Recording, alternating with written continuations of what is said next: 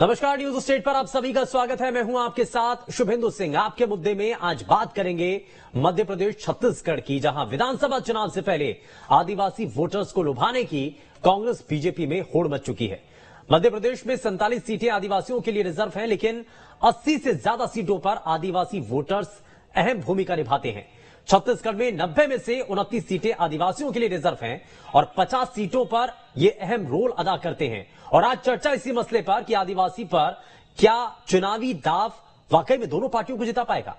ST vote bank पर कब्जे के लिए बीजेपी कांग्रेस में क्या जंग तेज नजर आ रही है। आदिवासी इलाकों में बीजेपी खुद को क्या मजबूत कर पाएगी। आदिवासी इलाकों में कांग्रेस 2018 का प्रदर्शन क्या इस बार भी दोहरा पाएगी। मध्य प्रदेश और छत्तीसगढ़ में आदिवासी क्या असल मायने में किंग मेकर साबित होंगे। इन तमाम सवालों का जवाब तलाशेंगे। साथ में हमारे खास मेहमानों का एक पैनल जुड़ने जा रहा है, लेकिन सबसे पहले एक रिपोर्ट आपको दिखाते हैं। अब ये कोई भी स्वांग कर सकते हैं आदिवासियों में जाके, वो विश्वास करेंगे ही नहीं। आदिवासियों के छात्रों के इतने प्रेमी हो तो चुनाव के लिए नौटंकी क्यों कर रहे हो। मध्य प्रदेश छत्तीसगढ़ अब चुनाव के मुहाने पर खड़ा है। अगले 5 महीनों में मध्य प्रदेश और छत्तीसगढ़ में विधानसभा चुनाव होने वाले हैं और इस बार दोनों ही प्रदेशों में आदिवासी वोटरों को लुभाने में बीजेपी कांग्रेस कोई कसर नहीं छोड़ रही।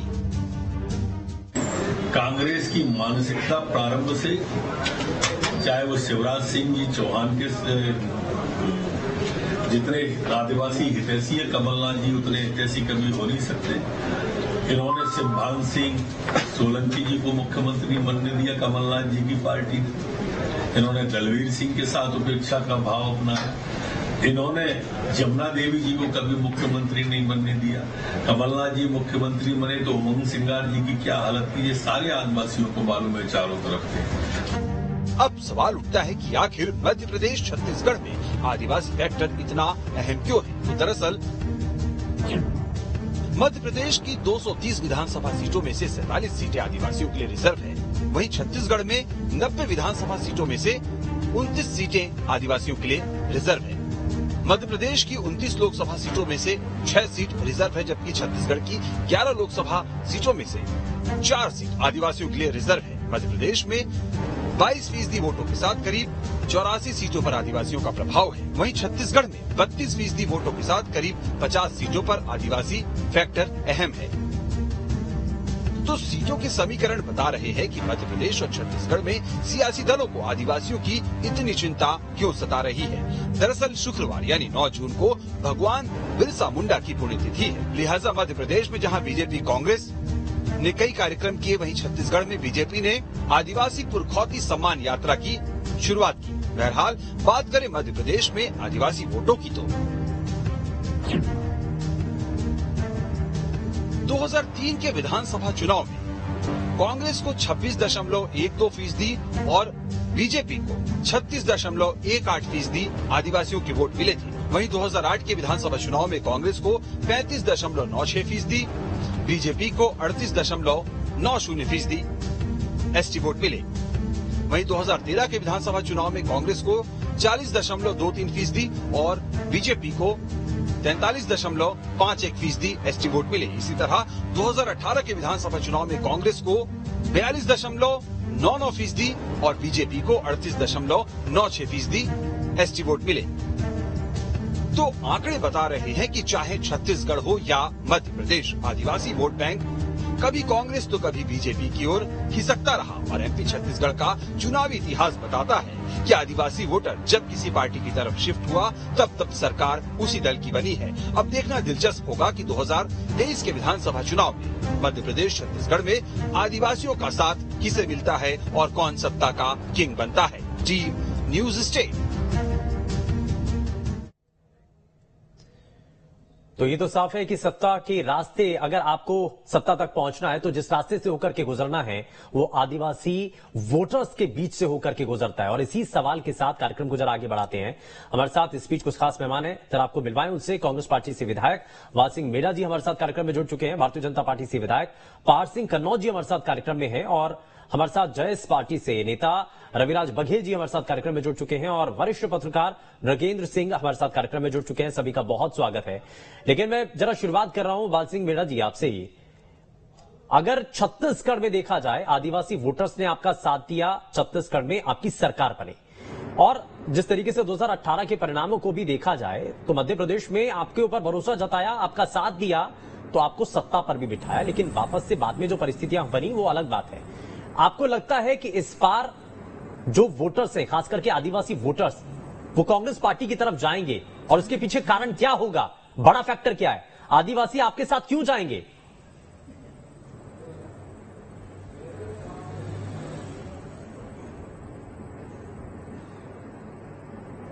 हेलो जी बाल सिंह जी। हेलो। जी जी बताइए सर, बताइए। हाँ नमस्कार सर, मैं वालसिंह मेड़ा बोल रहा हूँ सर। मैं झाबुआ जिला से पेटला विधान से 175 का विधायक हूँ सर। आज बहुत बड़ा आपने हमारे पे जो बात रखी है, मैं इस बात पे कायम हूँ, और मैं आदिवासी की बात करता हूँ कि कांग्रेस पार्टी ने आदिवासियों के लिए कितना जो योजनाएं दी, चाहे बड़े बड़े डैम बनाए, बड़े बड़े तालाब बनाए, बड़े बड़े नहरें खोली, और आदिवासियों को जो आज यहाँ खाने का कोई अनाज भी था वो पानी देने वाली कांग्रेस पार्टी है। कांग्रेस पार्टी ने आज यहाँ हमारे मध्य प्रदेश में आज पंजाब बना दिया है, ये कांग्रेस पार्टी की देन है। कांग्रेस पार्टी के साथ पंजाब बताइए तो सही। आज आदिवासी आसान है सर, बताइए कैसे पंजाब बना दिया, जरा थोड़ा सा बताइए तो सही। आदिवासी मैं बता रहा हूँ कि हमारे यहाँ बड़े बड़े डैम बन रहे।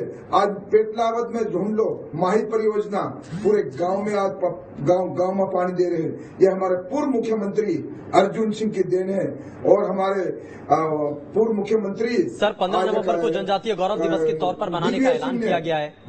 भगवान बिरसा मुंडा की जन्म दिवस पर ये एक बड़ा ऐलान किया जाता है, और रानी कमलापति के नाम से रेलवे स्टेशन का नाम रख दिया जाता है। आप कहते हैं पंजाब बना रहे हैं। मैं एक चीज और जोड़ दूं, जननायक टंटिया मामा भील का बलिदान दिवस भी मनाया जा रहा है। हाँ, तो आप कह रहे हैं एक तरफ पंजाब बना दिया, दूसरी तरफ ये काम है आदिवासियों के बीच में, आप कह रहे हैं कि आदिवासी हितैषी सिर्फ आप ही हैं, कैसे?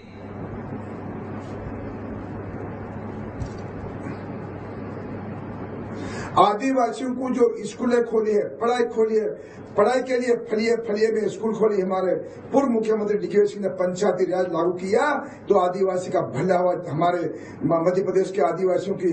आज चुनाव हो जाए, आज स्थिति देखो, भारतीय जनता पार्टी के मुख्यमंत्री शिवराज सिंह के आदिवासियों का चैलेंज कर नहीं सकते हैं। आज जो बिरसा मुंडा की बात करिए, हमारे बिरसा मुंडा भगवान है, हमारे टिटिया मामा की बात करिए, ये कब से मना रहे हैं, इसको कब से याद कर रहे हैं? हमारी कांग्रेस पार्टी ने देश आजाद हुआ तब से आदिवासियों का जो 9 अगस्त को जो इनका मान सम्मान करते हमारा, कांग्रेस पार्टी ने किया है। कांग्रेस पार्टी ने हमेशा कांग्रेस पार्टी ने इसकी शुरुआत की। मैं जल्दी से रिएक्शन ले लेता हूं, मैं वापस लौट रहा हूं आपके पास। पार्थ सिंह कनौजी जी, सर ये बताइए, वो कह रहे हैं कि आदिवासियों को अपने साथ लेकर के कांग्रेस पार्टी चल रही है, आप तो बहुत बाद में आकर के काम कर रहे हैं। वो कह रहे हैं कि भारत की आजादी के बाद से ही आदिवासियों को काम करने के लिए उनके साथ बहुत सारी ऐसी योजनाएं उनके लिए चलाई गई हैं। भगवान बिरसा मुंडा के बारे में वो जिक्र करते हुए कह रहे हैं कि उनके नाम को आगे बढ़ाने के लिए उन्होंने काम किया है। वो कह रहे हैं कि सिर्फ राजनीति और श्रेय लेने के लिए आप सब ये सब कुछ कर रहे हैं। जरा जल्दी से जवाब।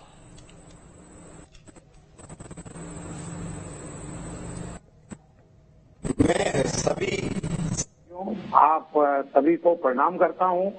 आज पूरा भारत जानता है कि हमारे देश के प्रधानमंत्री आदरणीय मोदी जी ने जिस तरह से शुरुआत किया है, चाहे टंटिया मामा की बात हो, चाहे बिरसा मुंडा की बात हो, हम लोगों ने पहले कांग्रेस की सरकार में कभी इन लोगों ने हमारे पूर्वजों को याद तक नहीं किया। आज जब समय आया हम लोगों का, तब हमसे पूछा जा रहा है कि कांग्रेस ने हमेशा आदिवासियों को यदि याद किया होता तो आज मध्य प्रदेश में आदिवासी जनजाति का राज्यपाल साहब बैठे हैं, हमारे मन्नू भाई पटेल गुजरात से, जो मध्य प्रदेश के राज्यपाल है, और हमारे देश की राष्ट्रपति जैसे पद पे आदरणीय द्रौपदी जी मुर्मू साहब बैठे हैं। मैं उनको भी प्रणाम करता हूं।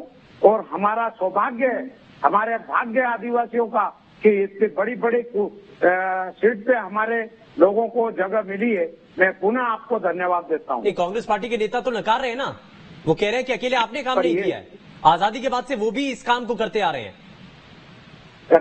तो भाई साहब ये स्पष्ट दिख रहा, राज्यपाल हमारा, राष्ट्रपति हमारी, तो देखिए इसने हमको सम्मान दिया है, आदिवासियों को कहाँ जगह मिली पहले। इसीलिए तो सवाल उठ जाते हैं सर कि सियासत के केंद्र में रख करके आप ये सब कुछ काम कर रहे हैं, चुनाव को देख करके आप ये काम कर रहे हैं। नहीं, ऐसा कुछ भी नहीं है साहब, चुनाव को देख के हम कोई काम नहीं कर रहे। हमारे आदरणीय मेहरा जी से भी मैं नमस्कार करता हूं, लेकिन हमारे आदिवासियों को जो सम्मान आदरणीय मोदी जी। समझ रहा हूं, रविराज बघेल को भी मैं जरा जल्दी से जोड़ रहा हूं। रविराज बघेल, एक चीज बताइए कि आप कहते हैं कि कांग्रेस नहीं, बीजेपी नहीं, चुनाव आने दीजिए, हम आदिवासियों की ताकत दिखाएंगे। क्या आपको नहीं लगता कि दो मेजर बड़ी पॉलिटिकल पार्टियां, इनसे अलग होकर के आप चुनावी मैदान के अंदर सर्वाइव भी कर पाएंगे? आपको नहीं लगता कि आपको भी किसी के साथ की जरूरत है? सिर्फ आदिवासी वोट बैंक के जरिए आप इतनी बड़ी कम्युनिटी को अगर साधने की कोशिश कर रहे हैं तो आप किसी दूसरी पॉलिटिकल पार्टी का सहयोग नहीं लेंगे? देखिए, आपके चैनल के माध्यम से बता दूं, हमारे बीच में कांग्रेस के विधायक महोदय मेहरा जी बैठे हैं, बीजेपी से हमारे कन्नौजे जी बैठे हैं और हमारे वरिष्ठ पत्रकार जी बैठे। हम बता देना चाहते हैं कि मध्य प्रदेश में जो जयेश के माध्यम से विगत 10 वर्षों से जयेश ने जो धरातल पे आदिवासियों के बीच में जो जाकर काम किया, चाहे आदिवासियों के जो बेसिक मुद्दे, चाहे जल जंगल जमीन के मुद्दे हैं, आदिवासी क्षेत्र में शिक्षा का मुद्दा हो, चाहे पलायन का मुद्दा हो, चाहे बेरोजगारी का मुद्दा हो, चाहे भूखमरी, कुपोषण जैसी गंभीर मुद्दे हो, या चाहे स्वास्थ्य का मुद्दा, इन मुद्दों को लेकर आज भी आदिवासी, ये दोनों ही पार्टी के जो विधायक महोदय प्रवक्ता के रूप में बैठे, दोनों अपने अपने विकास के दावे की बात करते आ रहे, लेकिन असल में जाकर आप आदिवासी क्षेत्रों में वास्तव में देखें तो क्या आदिवासी का विकास इन 70 जिम्मेदार किसको मानते हैं? है क्या? दोनों ही पार्टी को जिम्मेदार मानते हैं, क्योंकि भारतीय जनता पार्टी की भी सरकार, जिसका साथ आपने दिया था 15 सालों से, जिसको आपने अपना साथ दिया, कांग्रेस पार्टी भी उससे बिल्कुल कांग्रेस पार्टी को भी हम जिम्मेदार मानते हैं। इसीलिए हम लोगों ने 2018 में कांग्रेस पार्टी के साथ, क्यों है उनके साथ, आपने क्यों साथ दिया?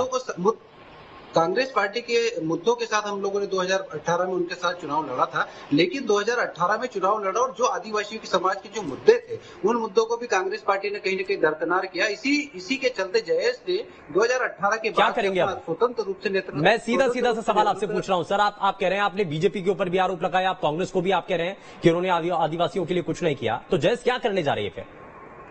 देखो, जयेश ने आदिवासी क्षेत्रों में जाकर जो आदिवासी समाज के वोटरों के बीच में गया, उनके सुख दुख में साथ दिया, उनके जल जंगल जमीन की लड़ाई को सड़क से संसद तक पहुंचाने का काम किया। और इसी के चलते आप त्रिस्तरीय पंचायत चुनाव में देख लो कि दोनों ही पार्टी पे भरोसा न जताते हुए आदिवासी वोटरों ने जयेश के ऊपर भरोसा जिताया और 1000 से ज्यादा हमारे सरपंच पंचायत चुनाव में सरपंच चुन के आए। मध्य प्रदेश की बात कर रहा हूँ। उसी के साथ जिला पंचायत सदस्य हमारे चुनकर आए, जिला पंचायत जनपद सदस्य चुनकर आए, कहीं अध्यक्ष हमारे बनकर आए। इसलिए दोनों ही सत्ताधारी पार्टियां, सर इसमें ना सिर्फ सियासत दिखती है। मृगेंद्र जी को जरा जल्दी से जोड़ रहा हूं, मैं वापस लौट रहा हूं। मृगेंद्र सिंह जी, मैं वापस लौटता हूं सर, एक मिनट मैं वापस लौट रहा हूं, आपको पूरा मौका दूंगा। लेकिन मृगेंद्र सिंह जी, इसमें सिर्फ सियासत नजर आ रही है।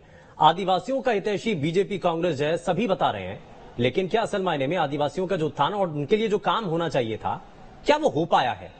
क्या इसमें सिर्फ सियासत नहीं नजर आती है? देखिए, चुनाव के साल में सियासत नहीं होगी तो और क्या होगी? अभी हमारे भाजपा के विधायक जी कह रहे थे कि हमने राष्ट्रपति बनाया राज्यपाल, तो मैं तो ये कहता हूं कि ये चाहे मुर्मू जी हो या हाँ मही मंगू भाई पटेल हो, तो केवल ये कहना कि आदिवासी वर्ग के इसलिए बनाया तो नहीं, ये अपनी योग्यता के बल पर यहाँ पहुंचे हैं। तो मैं उनको प्रणाम करता हूं कि योग्यता के इनके वो नहीं करना चाहिए कि योग्य नहीं, केवल आदिवासी कारण वो राज्यपाल या राष्ट्रपति बने हैं। ये में योग्यता थी, अपनी योग्यता के कारण ही एक विशेषकर मुर्मू जी का अगर इतिहास उठा के देखें किस तरह संघर्ष करके यहाँ तक पहुंची है, तो उनकी संघर्ष की जो गाथा है वो देख के वो अपनी योग्यता के बल पर वहाँ पहुंची है। केवल ये कहना कि आदिवासी वर्ग के इसलिए बनाया नहीं, लेकिन सर इसमें सवाल ये भी है ना कि अगर सिर्फ इसमें सियासत ही हो रही है, आप कह रहे हैं कि चुनाव के समय में अगर सियासत नहीं होगी तो और क्या होगा, तो यही तो बड़ा मुद्दा है ना कि इसलिए तो आदिवासी आज भी पीछे रह गए हैं। हाँ, निश्चित रूप से बड़ा मुद्दा है, जिनकी बात बड़ी बड़ी की जाती है। आप अगर आदिवासी क्षेत्रों के गांवों के अब से आजादी के बाद से अगर उठा के विकास के कामों को देख लीजिए जितना पैसा आप पेयजल की बात कर रहे हैं, पानी की समस्या की बात कर रहे हैं, आप जितना उसमें खर्च हुआ है हैंडपंप से लेकर जितना, उतने में तो हर घर में एक एक हैंडपंप खुद जाता है। अगर देखा निश्चित रूप से हमारे आदिवासी भाइयों को पर जितना खर्च हुआ है, सरकार ने जितना बजट दिया है, उस हिसाब से ना उनका विकास हुआ है और ना उनकी स्थिति में सुधार आया। आज हम आदिवासी भाई उनके छात्रावासों की स्थिति उठा के देख लीजिए, छात्रावासों की जो रिपोर्ट आ रही क्या स्थिति है, उसको लेकर मुख्यमंत्री जी खुद कई बार चिंता व्यक्त कर चुके हैं। उनने कई बार अधिकारियों को कार्रवाई भी की, निर्देशित भी किया कि हमारे जो आदिवासी छात्रावास विशेषकर जो दूरस्थ ग्रामीण अंचलों में है, वहाँ कोई सुविधाएं नहीं है। तो ये ठीक है, आप सियासत करिए, राजनीति सबको करना चाहिए, सियासत करना चाहिए, लेकिन सियासत करनी चाहिए। चुनाव है सिर्फ पर, सभी पॉलिटिकल पार्टियों का काम भी यही है, लेकिन कम से कम विकास के कामों को पीछे नहीं छोड़ना चाहिए। आदिवासियों के लिए अगर आप अपने आप को हितैषी बताते हैं तो कम से कम कुछ काम तो करना चाहिए ना। लाल सिंह मीणा जी, 2018 की परिस्थितियां वापस से दोहराई जाएं, कोई रोडमैप है इसके लिए आपके पास?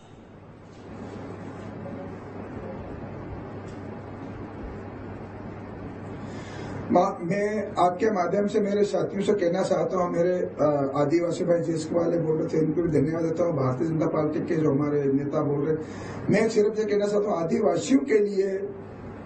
आदिवासियों के लिए जो विकास की बात करी, जितनी योजना थी, चाहे सब्सिडी ले लो, चाहे गाय ले लो, चाहे बकरी ले लो, बेल सर आप उनको शिक्षित कर दीजिए ना, कोई जरूरत नहीं है, कुछ नहीं चाहिए, सिर्फ शिक्षित कर दीजिए। पार सिंह कनौजी जी, ये जिम्मेदारी तो आपकी भी बनती है ना, खत्म हो गई। आप शिक्षा दीजिए उनको, शिक्षित कीजिए उनको, रोजगार दिलाइए उनको। पार सिंह जी जरा जल्दी से जवाब। ठीक है सर, पार सिंह जी। मेरे क्षेत्र में 2 कॉलेज हमने खुलवाए, 2 CM राइज खुलवाई, शिक्षा की तरफ भरपूर जोर है मेरा और हमारी पूरी सरकार हमारे साथ है। हमने शिक्षा की तरफ आदिवासियों को आगे लाने के लिए भाई साहब बहुत सारे चलिए, समय थोड़ा सा कम है, मैं माफी के साथ रुक रहा हूं। खैर बहुत शुक्रिया सभी खास मेहमानों का कार्यक्रम में शामिल होने के लिए। लेकिन आदिवासी वोटर्स एक तरफ, लेकिन दूसरी तरफ सियासत इसमें ज्यादा हावी है। लेकिन अगर आदिवासियों को अपना साथ बता रहे हैं, आदिवासियों का हितैषी बता रही हैं पॉलिटिकल पार्टियां, तो उनके लिए काम करने की भी तो जरूरत है ना। पेशकश में फिलहाल के लिए बस उतना ही। नमस्कार।